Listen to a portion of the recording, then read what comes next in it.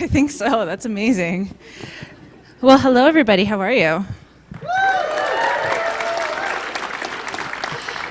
So I'm Emily Expo, the hostess of the Calgary Comic and Entertainment Expo. Thank you for joining us for this immortal panel.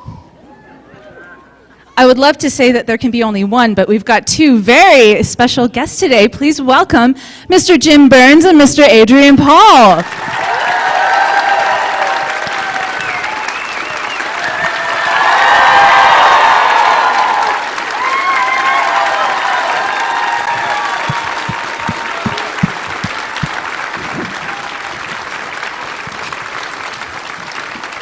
I was just saying to Jim, I was in Atlanta, and I said, there's a couple of people out there, and I'd walk out, and I said, there's not going to be anybody out there, and I said, there's 1,000 people out there, and I walked out, and I went, oh my God, there's loads here too.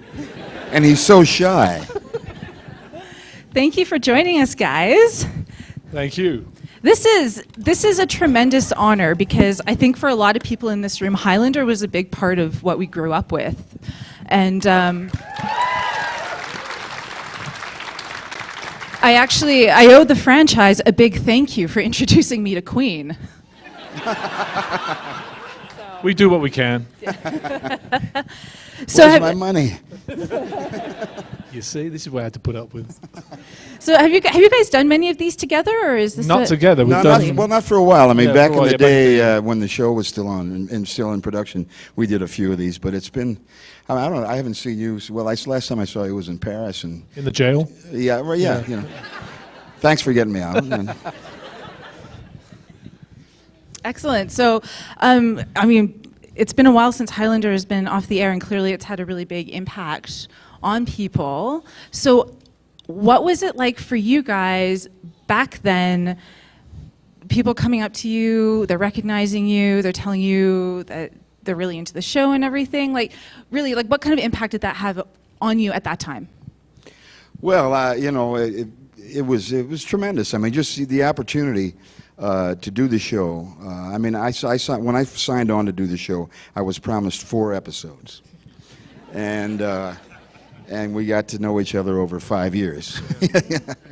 and so I mean, to have that sort of a job and to be able, and the other great thing was we would shoot 13 episodes in Vancouver, so I got to go home at night and be with my family and watch my kids grow up, which doesn't happen a lot when you're in this business, And then the other show, we would shoot 9 in Paris, France, and going to Paris at somebody else's expense was murder. Come on. And so, and then, just the friendships we made, and of course, I mean, having people come up and say, you did this my life, and boy, we love your show, that's wonderful. But I think, more than anything, it was, I think, some of the friendships that we made with Adrian here, with my friend Pete Wingfield, and everybody, and Lizzie, we all became a bit of a family, and like a family, we had our moments of you stupid. Any moments you'd care to share? No. Okay. Had to ask. I only say one word, and it's like, and talking about all these years later. Yesterday, I get on the plane, and I got a copy of the National Post, and I open up on this page, and it says, "There can be only one." Well, what the hell is it? And it's a new documentary film that some guys in Ontario, it's opening at this film festival in Toronto. It's called The Immortalist, and it's about these guys are geneticists talking about the possibility of never having to die, right? And it's brand, but it was just, and that was really the only, other than the name, The Immortalist, but the headline was, "There can be only one." I thought, wow, here it is. Yeah, and Highlander wasn't even mentioned. 20 years later, right? Well, but anybody that was would immediately read the article because they would see that and look for our names. Yeah. It's not there. Yeah. When you were initially cast in the role, Adrian, you went through an audition process. Did you think that you were going to get it, and what was your reaction?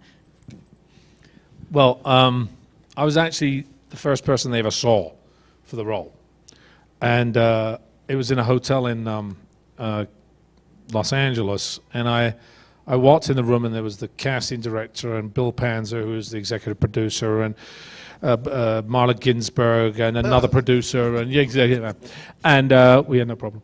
And I sat in there, and I sat down. I said, and they asked me a couple of things, and I said, "Look, guys, you don't have to look any further. You found your guy." I swear I said that, and they looked at me like, "Who is this dude?" Right?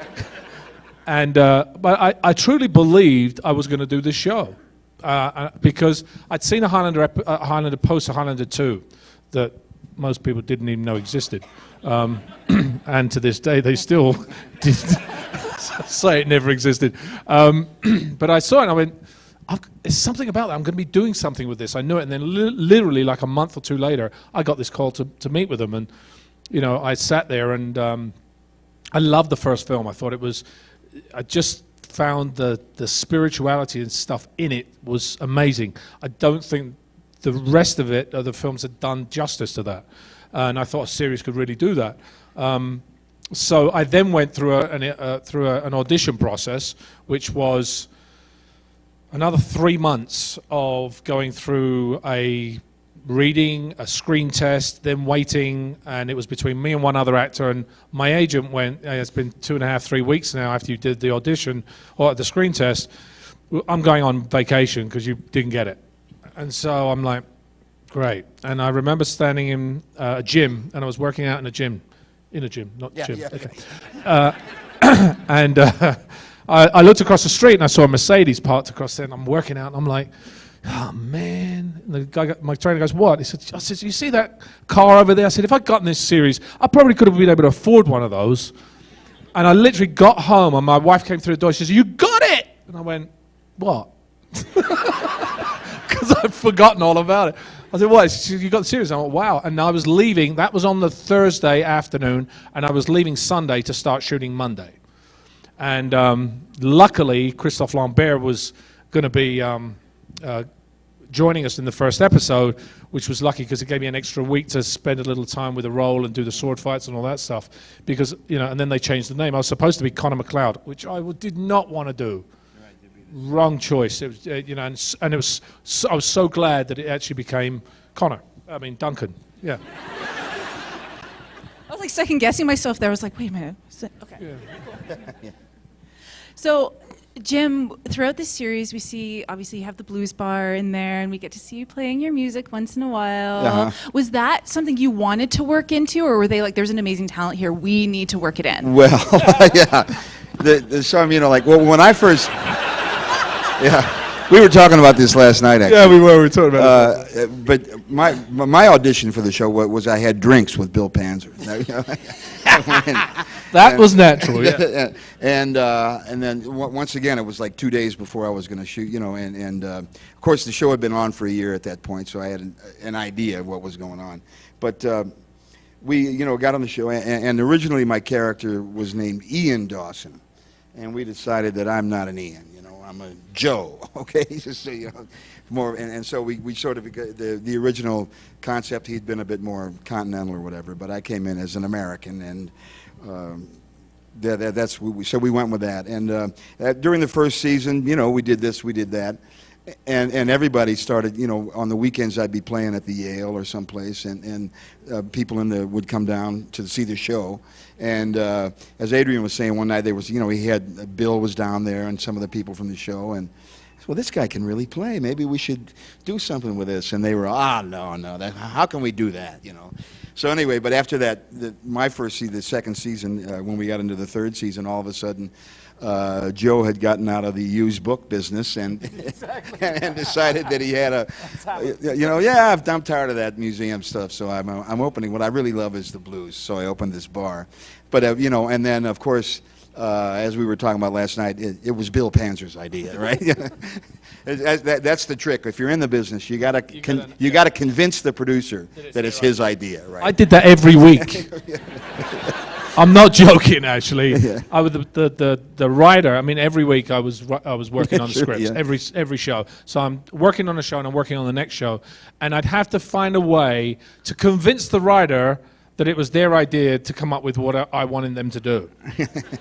Because that's the only way you can. You've got to make sure that, don't you think, what do you think about this idea? Maybe we could do that. And he goes, blah, blah, blah, blah. I go, yeah, that's it. but that's the direction Of I course, wanted then it to go. if it doesn't work, it was your Your idea. idea. Yeah, yeah.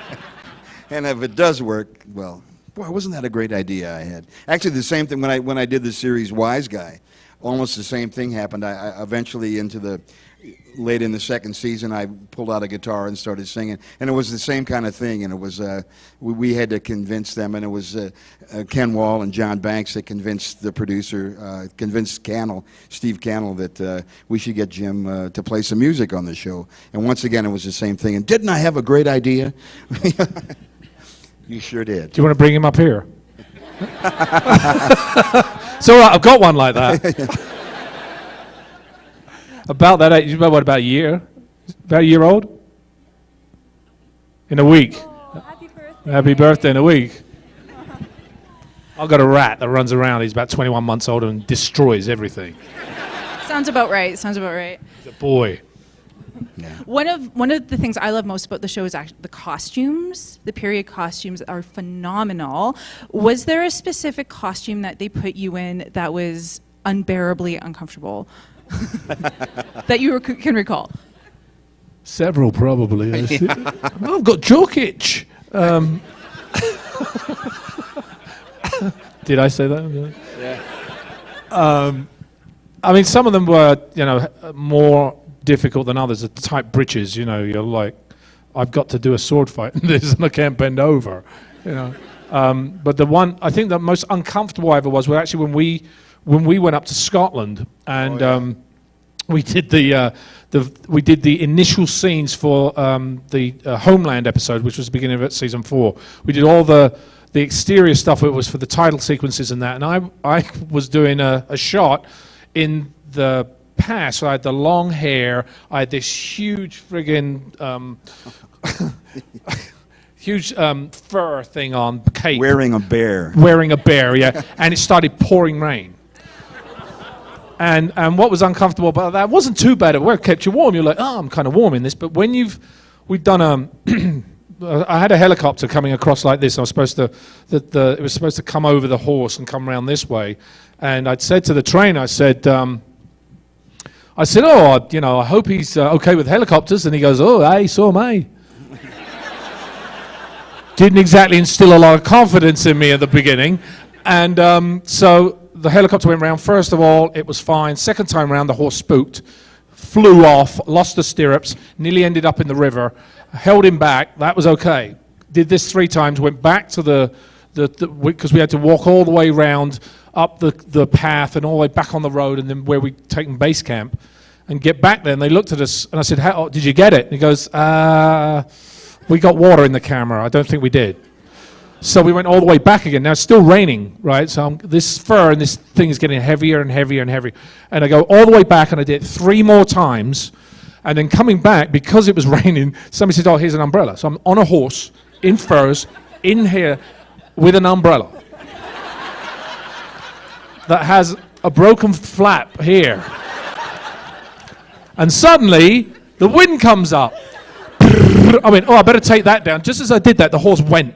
I went off the back of the horse on and slid down this muddy path. So now this point. So that then later on in the day that I had to wear for the rest of the day became rather uncomfortable. A little bit. Yeah.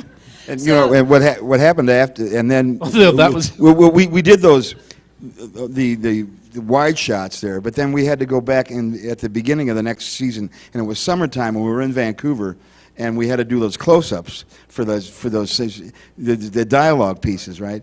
And of course, being in Scotland in February or whatever, you're dressed for the weather, right? And I had like 3 coats on and a scarf, and here we are up in the Mount Seymour district up there, we're shooting this thing and trying getting these close-ups, and the bugs. Remember, and we had in between that. We put on, like the masks that an apiarist would the wear, mosquito like mask, literally. These masks, right? And we do the rehearsal, and then get ready to shoot. Okay, you take the mask off, and you're just sweating. I mean, it was just hot, and wearing all these clothes. That was to get these close-ups from that crazy, because that was an insane day. That was. I mean, it was funny because the difference, if you look at that episode, Homeland, and you look at the horses, The horse that I used in the wide shot going there is long-furred. The one we used in Scotland has no coat to it. And then the other thing, when you're talking about flies, I remember Deborah Campbell, who was McLeod's love interest, played by, she's here. Her, yeah. She loves me now, really. Walking Dead. Laurie Holden. Right, yeah. And Laurie and I were doing this scene, and exactly it was the exact same thing. Yeah. This tender moment where I'm looking at her, you know, Yes. and we'd done it with with the stuff on, and I said, look, we've got to get these flies out of the way because it's a tender moment. So I pumped a lot of smoke in that scene, so it gave it atmosphere, really to get the flies away, and the mosquitoes. And there's one moment in the thing where it looks like a really tender moment where I've got her face and I'm just touching her face like this. Well, actually, I was killing a mosquito on her face. So there you go. So you mentioned Laurie Holden in Homeland. You guys have had an astounding amount of special guests. Roger Daltrey and Joan Jett, Ron Perlman. Has there been a special guest star that's really stood out to you as being really incredible? Jim Burns.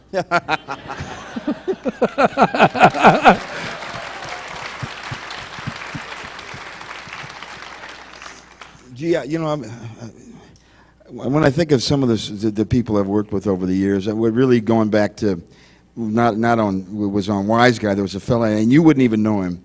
His name was Leo V. Gordon, a character actor who, when I was a kid, like he was like the bad guy on Hopalong Cassidy movies and on The Lone Ranger and all that stuff. And that was really the only time that I have ever on set asked a guy, "Can I get my picture with you?" Because he was his character. I don't know, but I had sat and watched this guy so long, and he was. I really thought, I'm making a movie now. But I just told me, meeting Roger. I mean, Roger was what a character. He was so cool too. Roger's so he's down to earth. He's so and it was really. I was telling people this morning. I actually have, and I was told Jim, I just transferred like 6, 7. It's probably about 9 hours worth of 10 hours worth of behind the scenes of Highlander that I shot. And I've got Roger Daltrey in his outfit practicing his sword work, and I've got Jim and Peter, and it's amazing, all that stuff in back there. I'm going to put it out as a DVD at some point because it's really We will really buy that, cool. yeah. Definitely. But Roger was very, very. Oh, yeah, I mean, just as a guy to be around with, and no attitude. I mean, he's a lad from Shepherd's Bush, That's right. And the funny thing is that I can count. There's probably 3 people that I did not like in 115 episodes, 117. Don't look at me episodes. like that. And so the hundreds of people that came through that show, it shows that we were very lucky and very fortunate to spend that amount of time together. And usually it wasn't the people that were known that gave you that attitude. That was really weird. It was people, the lesser actors, and you kind of go, really? You're never really going to make it big, are you? It's true. It's most big actors, bar a few, are actually very personable, or they do a good job and they're okay with you. Other ones, and then there are. Well, I think it's an insecurity thing, really. People, like when people they get in a situation like that, and they feel so insecure that they feel that they have to put on some kind of a show, some kind of an attitude to show you, hey, I'm somebody. Whereas, if you're a professional, you've been doing this, and you know how it's done, we're at work. Let's get the work done. And. So I'm pretty sure that some of you guys have questions. So we will definitely take some of those. Just make sure you speak up. So hands. You, sir. Yeah. If there was to be a Highlander remake, which actor would you play each other? Well, they're not going to remake this one. They're going to remake the first one. They're remaking the very first one. They're supposed to be, but that's been in process for the past 3 or 4 years. They had Ryan Reynolds attached as the Highlander at one point. I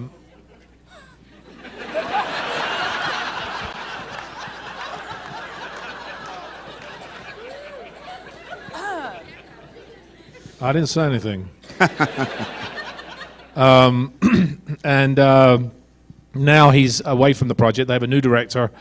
And supposedly, it's supposed to be like a $120 million picture. So it's supposed to be pretty big. Again, I don't know if they'll ever make it because it's been going through for the past 3 or 4 years and so many things can happen. I don't know who I'd choose as the Highlander as such. It's a tough choice. They obviously want to go with a young, 25-year-old, 30-year-old guy so they can reboot the franchise and make lots more money because that's really what it's about. I don't know who I'd put. I don't know who I'd put as the Highlander. Let me think about that. I'll get back to you on it. I really don't think that it'll happen. They've had so many directors and so many actors attached to it who have walked away because they keep rewriting these scripts and they want to change this and that. It just seems to have gone on. The problem too is, long. and then this is why most people say, well, why weren't you in that movie, or why didn't that movie get made, or what? Because there's so much politics going on that make or break a film. And a film can actually be in production, and then they lose part of the financing, and the thing shuts down. It never gets to see the light of day. So there's so many factors to actually see a movie that will actually get on the screens for you guys to watch. All right. Next. Right there. Hi.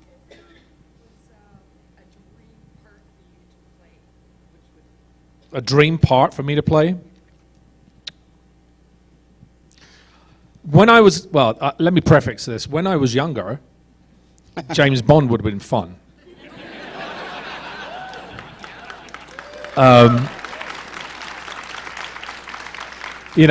Sean Connery was kind of my... The funny thing was, actually, on my radio show, I have a radio show every week called Peace Fund Radio.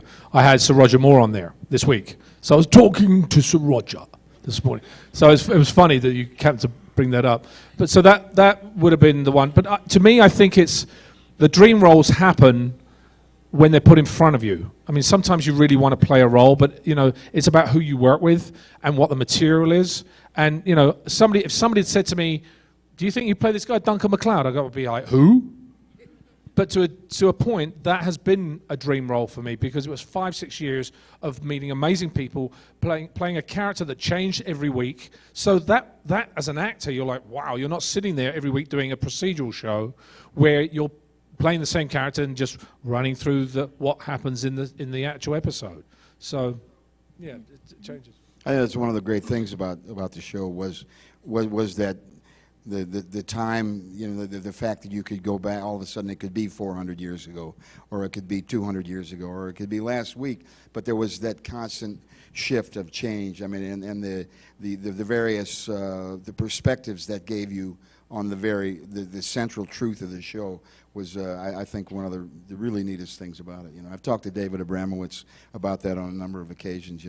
That really, what did he call the show? It was like a series of Talmudic dialogues with kick-ass in it. And so that's because the basic truth of the show, but you could surround it with so much, and so there's such a rich tapestry of eras and times and characters. It was very special. Was that a challenge for you? Because you can see when you watch the series, you definitely see sort of this development of this character. You always know kind of what era Duncan is in because you did a very good job with that consistency and your character in modern day times being a bit different than it was 300 years ago and all that kind of stuff. Was that a challenge for you as an actor to keep that consistency up and develop that? Well, when the first season started, we started doing flashbacks. They'd actually said to me, "We're going to cut the flashbacks." I went, "No, you can't. This is part of the." When I saw Highlander the movie, I was like, "That's what I love the most." Yeah. And Marla Ginsburg, God bless her. That is a reaction a lot of people had.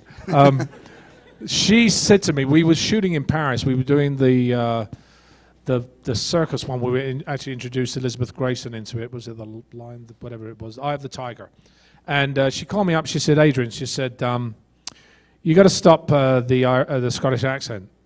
And I went, and they actually asked me to reduce it and make it less and lesser because people wouldn't be able to understand it in North America. And they have subtitles. And I said no. And she went, I heard it on the phone, she almost dropped dead. She went, "What? I'm the producer. You've got to tell me." And I said, "No, I'm not doing it." I said, "And I'm not doing this out of spite." I said, "Because you're taking the heart out of who the man is." And I remember she said, "I'm going to get Bill Panzer to call you." I said, "Well, get him to call me." And then my ego stepped back for a second. And I said, how do I explain that if I take this out of who he is, I'm not sure how to play him. And that's what I said to Bill. I said, Bill, look, I'll be honest with you, this guy is called the Highlander. And you're going back to play him in Scotland. You can't play him with an American accent when he's in Scotland. It just doesn't work. And I said, when he comes to America, he said, okay. He said, up until 1815, you have the accent, and after 1815, it's gone. I said, all right. I made it about 1850 when I got into doing it. But 3 weeks after that, they had a poll, and everybody went, we love the Scottish accent. Now, the point is that there had to be a continuity. It was hard. If you look at the first few episodes, the Scottish accent changed a little bit because they didn't want that to happen. The one thing we did do, and I said to Bill, I said, look, what we have to do is if we have an episode where we have a flashback in Scotland in the first season, and we're going to go 3 or 4 seasons, you're going to want to be able to make that continuity happen. So we would write down everything. I would know what the character was. And then that did happen. In season 3 and 4 and 5, we'd be doing flashbacks around that time. So the character was the same, the period costume was the same, and they actually were able to stitch together a couple of the flashback episodes in a flashback in season 5 that came from season 2 and season 4 and season 5, and you wouldn't know that they did because they were so consistently drawn out. That's amazing. That's fantastic. You, sir.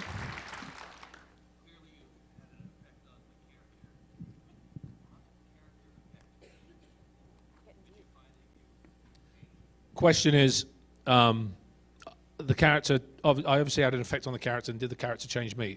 I'm going to answer that by what an acting teacher once told me. He said, you know, you as an actor, as you change as a person, you will change as an actor. And as you change as an actor, you will change as a person. So yes, Duncan MacLeod did affect me because he showed me a lot of values. And in reality, doing Highlander really pushed me into doing my charity. In 1997, when I actually launched it, called the Peace Funds, for those of you that don't know, is Protect, Educate, Aid Children Everywhere. Basically, that was because of what MacLeod's morals and all the things that David Abramowitz had written in and we'd worked together on working on, as to standing up and saying, well, those apply to today's generation as well, so why can't we do something about it? And so it really did change me in who I was. Bravo.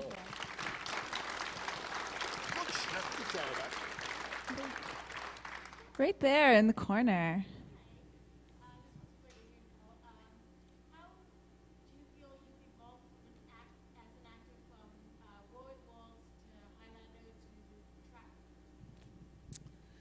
Ooh. Have you changed over the years? Exactly. So I think you do. You change as you go through roles, right? As you go through, I mean, you study more. I always believe that it's like a knife or like a sword blade. It has to be constantly honed, and your talent has to be constantly honed so that you understand more. You do slightly different things. You learn off of the people that you work with. That's what changes you. And as you get more experience, you do change things. You do change. Okay, next. Oh, you got in the blue. Yeah.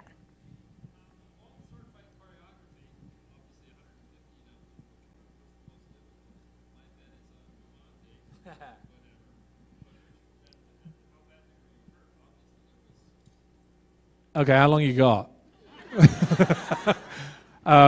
The sword fights, yeah. The sword fights. I mean, Jim was there all the time, and you know, you saw some of them, right? You saw some of some of the. Well, you know, in France, when we were shooting there, you know, at lunch, he would sit down, and you know, and lunch in France includes wine. I got lots of stories about that and sword fights. Yeah. And you know, there was a couple of those that, you know, you would really want to do all the fights in the morning because after lunch it was and then they said, okay, no wine at lunch, and then all the French crew, you know, were going to strike because you know. And then they nearly walked off when I told them they couldn't smoke in the that was another one. They'd actually wait for me to wait out with an unlit cigarette in their mouth like this. Yeah. Is he leaving now? But a couple of those, I mean, you know, there really were a couple of times when we were kind of worried about you. Well, Duende was one of the toughest, and purely because it's so specific For those of you that may have seen it or may not have seen it, duende was taken from the conquistadores, the Spanish art of sword, which was actually very based on a circular training program whereby your feet stood in a certain area, which allowed you to stay within the distance of your opponent. And it was all two-handed stuff. Now, when we were choreographing that, I was actually literally doing a scene and walking off and doing the rehearsal and doing the scene and doing the rehearsal. And who was it? What's his name? Anthony Hopkins. Yeah, Anthony Hopkins. Do that fight better.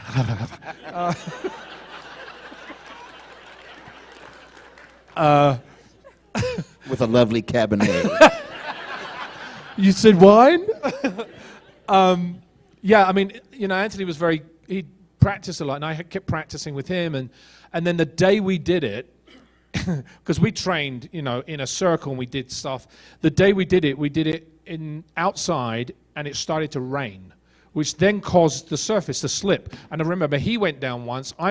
You're dealing with swords that are doing this, so the light is fading, and that's when accidents happened, when we lost sight of what was happening. Because a mistiming on that, you just get, and I got it quite a few times, hit in various places because you miss something. It's a mistiming state. It's all a load of fun until someone puts an eye out. And then it's a Young sport. man. All right, way up top. This is a question for both of you, really. Is there a particular flashback time period of history that either of you would have wanted to do that you didn't get to do in the show? Well, my time frame was much smaller than the 450 years I had, about 50 some years back at that point. So no, I was very happy to. I thought it was neat when we did the episode where it showed Joe's character in Vietnam, and I didn't I didn't get a chance. I mean, we had a young actor to play me at a younger age, but I thought that was a very powerful piece of time, and I thought it was something that was very important to the show to really give my character more depth and more of an idea of why I became so attached to this character over here. And so, I mean, my lifespan being so, what it was, I really didn't have the, but I was glad that the character had that opportunity to go back in time and to show where the boy came from and who turned into the man, I had a slightly longer time span. And I don't think there was any time we didn't do. I mean, thinking about it, we even went into literally from the 1600s all the way through 17, 18, 1900s. I mean, even we did war-torn London. We did we did where was it? Japan. We did so many Napoleonic War. Yeah, we did so many different things. I think it was more like a kaleidoscope of things that went past us, because every week there's a different time period, different type of costume, different type of sword work, different type of accent to a degree, and so for me to think about that, I'd have to literally lay them all out and go, oh, we missed that one. Well, I think it was interesting too that they were able to, although it's too bad that your character it had to be from the say the 17th century on or whatever, but when you could bring in other immortal characters that had lived, had been in ancient Egypt or whatever. Well, we had, remember, obviously we had the four horsemen of the apocalypse, right? Yeah, which before, puts us way back. Yeah. So that was kind of fun because that brought a whole different level, and I think that's what they were able to do. It expanded that time frame. We didn't just have to stay within Duncan MacLeod's time frame. Yeah, we had Nefertiti, who was in exactly. Pharaoh's time, which is that's one of my favorite periods actually. I kind of like that, but. Just for the record, I think we should have seen 1980s Joe with the parachute pants and the mouth collar.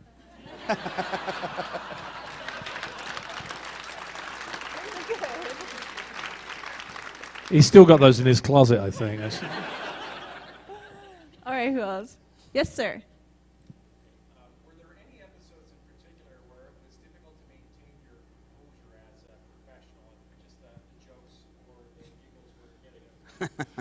Shall we tell them the Peter and Elizabeth episode? Oh, God. They had this scene. It was toward the end of, what was it? The 6th season. And it was something to do with about the big boss. And there was always jokes going around about, and they had this dialogue. They could not do the scene, literally. They had to keep cutting it to cut pieces into it because they couldn't stop laughing. It was, they actually have outtakes of it. I wish somebody would actually bring it up. But they would tell it better than us. But there were times, we had, instances of doing stuff like that. Because it's, you spend so much time in serious, something's got to break. We had a director, Dennis Berry. Oh, yeah. And Dennis was nuts. Yeah, he was completely. absolutely crazy. Mm-hmm. And one day, for some reason, we were out shooting in Vancouver. It was the episode where I was teaching Richie how to do sword work. And it's actually in the title sequences. And we're doing the rehearsals, and there's a guy up on the hill. Now, he's not even near where we're doing. He's up on the hill, and he's going, "What is he doing? What's he doing up there? Wait, he's eating a banana. Why are you eating it? Get him off my set." He's eating a banana on a hill, and he kicked him off the set. So, obviously, knowing Dennis, like 2 days later, Lizzie and I are doing a scene, and it's a close-up on Lizzie like this, and then it pulls back to me, or it's something like that. And I said, "Okay, Lizzie, here's a banana." And all of a sudden, right in the middle of the scene, and he just he thought it was really you could funny. set Dennis off. Yeah, you could really set it. We had a scene. This was the show Indiscretions, and it was Pete and my road trip movie, right? And so we're shooting this scene where we're in the car. I've got it's a replica gun, but this was a 45, and this was a good replica gun, And Dennis wants us to drive. Well, this is a one-way street. Oh, that's all right. It's all right. We got to get the shot. So we're driving the wrong way on a one-way street in a Paris suburb, and I got this big heater on me, and I'm just waiting for. Oh man, this is gonna get ugly, We got the shot, luckily, without too much. And some of that, the one day I remember we were shooting behind Notre Dame there, and Dennis was nuts about the smoke machines. Yeah. Everything, the mystery. And so we had this smoke, and this little cop, this gendarme walks by, you might remember, and he comes over, "Oh, qu'est-ce que c'est ça?" And we're shooting this film, it says, "Où est les permis?" "Oh, the permits, yeah, we got a book of permits here," and they were showing it, the ADs are showing them, they got, "Pas possible." And they had to shut down, and it was lunchtime, and this cop wanted them to get the woman who had signed these permits over at the city hall to come to verify that this was her signature and all this stuff. Well, the problem with Paris is there's a lot of paperwork that you had to do. In the first season we were actually there, they take this paperwork to City Hall to say, "Can we shoot in this location?" And they'd be like, "What's this for?" And they said, "Oh, Highlander." And they go, "Highlander? What is this?" Season 2 and 3, Highlander. Oh, oui. And we get these permits a lot easier. So it's really funny how that happened. Yeah, It changed. evolved. It Right? changed. Yeah. It evolved as we went along. But just another thing on Dennis. Was one. I was like, I'll tell this another We time. could go on Ask me Dennis again. all I've got night. a lot of stories about Dennis.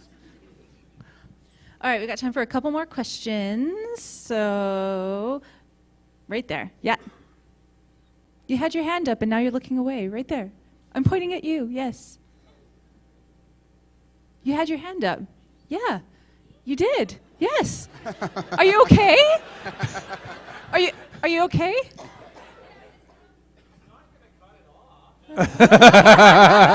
I might.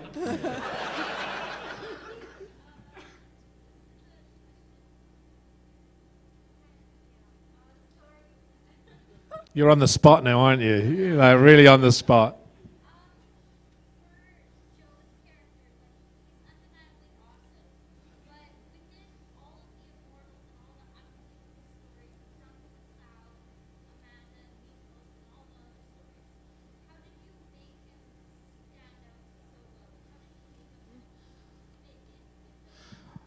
Well, I think the reason the character worked was because, the Watchers, all of you were Watchers, right? You know, we were. I was like the everyman. I was the everybody's.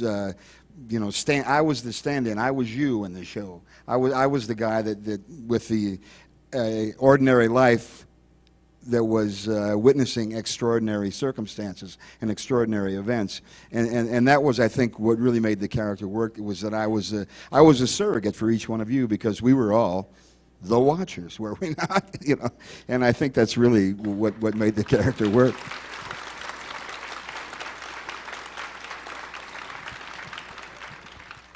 All right, one more question, and you, sir, in the gray. Yes. Don't worry, we'll be back later. You can ask some more later on.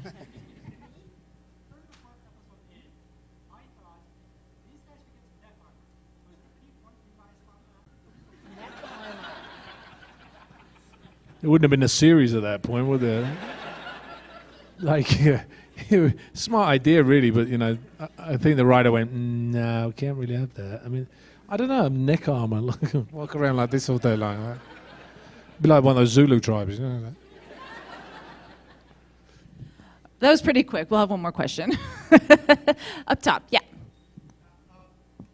Basically, the Highlander lore, you are obviously friends with Connor for hundreds of years. Cousin. And then in the series, Richie's basically your student and one of your best friends. What was it like getting both the script of the episode and then the movie Endgame, and you have to kill both of your best friends? Spoiler alert.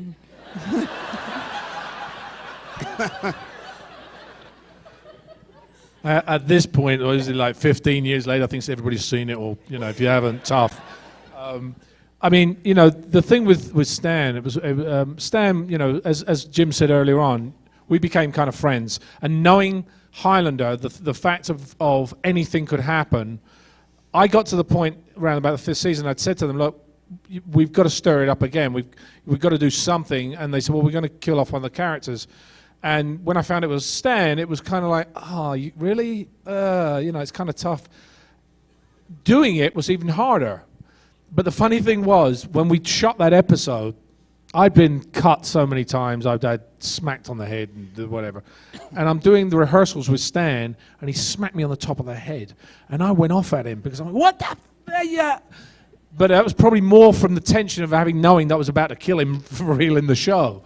Doing it with Connor McLeod was another episode. I'm like, oh my gosh, this is now 20 years after I've seen the film, and I'm now about to cut off the guy's head and take his mantle. That was kind of like weird in a sense, because, you know, I'd seen it as, you know, 1980 something was when the film came out, and I loved it, and I'm like, oh, and now you're going to be the one that's going to be that guy. It was kind of like, wow, that's odd. And it was, and me and Christopher got on very well, and it was a tough scene to do, but we always had fun, but it was a tough scene to do, and even tougher when he had to die.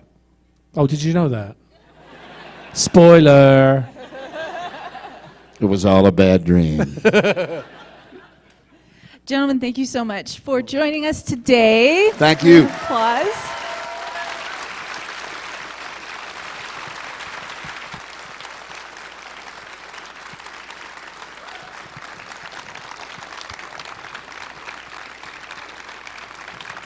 Thank you so much. Thank you. Thanks, everyone. Enjoy the weekend, okay? Thank you. God bless. Concert tonight, right?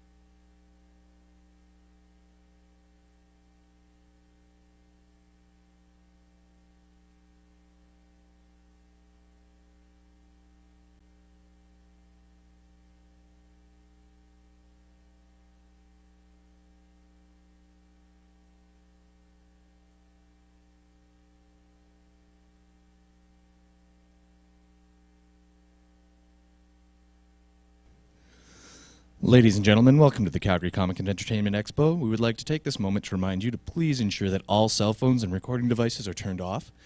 And if you could please take a moment on exit to fill out one of our feedback forms available at the door from our lead volunteer.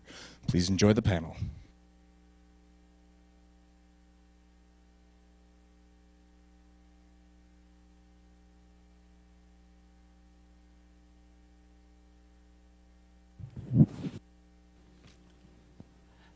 This is an awfully big room. Can you guys hear me? We good? Okay. First, a little intro. I'm Ron McKenzie. I'm with Rue Morgue Magazine from Toronto. We are here for the Calgary Expo, and someone's clapping. Thank you. You would think I get tired of hearing that, but I don't, ever. Obviously, you've all seen Aliens, I'm going to assume. But who hasn't seen Aliens? That's the bigger question. Someone put up their hand. Did you put up your hand? That was incredibly honest of you and brave. And admirable, thank you. One of the strengths of James Cameron's Aliens is the camaraderie between the Marines, and nowhere is that bond stronger than with the characters played by our two guests, who also happen to be the biggest badasses in the film. Am I right? Okay.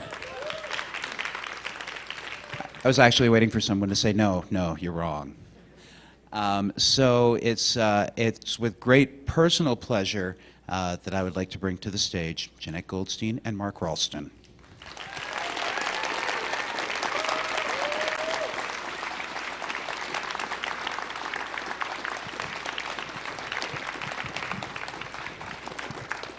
Where's Mark? Where's Mark?